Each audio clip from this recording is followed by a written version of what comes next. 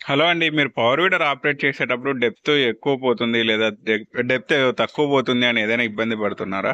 అలా అయితే ఈ వీడియో లాస్ట్ దాకా చూడండి. సింపుల్‌గానే చెప్పేస్తా దాని పరిస్థితి ఏంటి? ఎందుకు అలా అవుతుంది అని.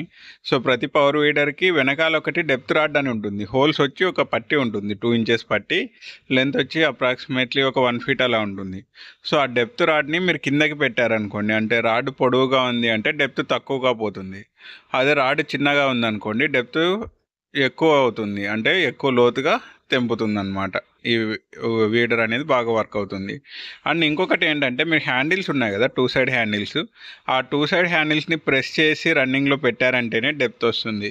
లేదు ఏమవుద్దిలే అని ప్రెస్ చేయకుండా నాకు చేతులు నొప్పిస్తాయి, ఆపరేట్ చేయను అలసిపోతాను అని పైన పట్టుకొని తిరిగారనుకోండి లోతు వెళ్ళదు. సో, వీడర్ రన్ చేసేటప్పుడు డెఫినిట్‌గా మీ చేతులతో హ్యాండ్‌తో ప్రెస్ చేసే రన్ చేయాలి. Thanks for watching this video.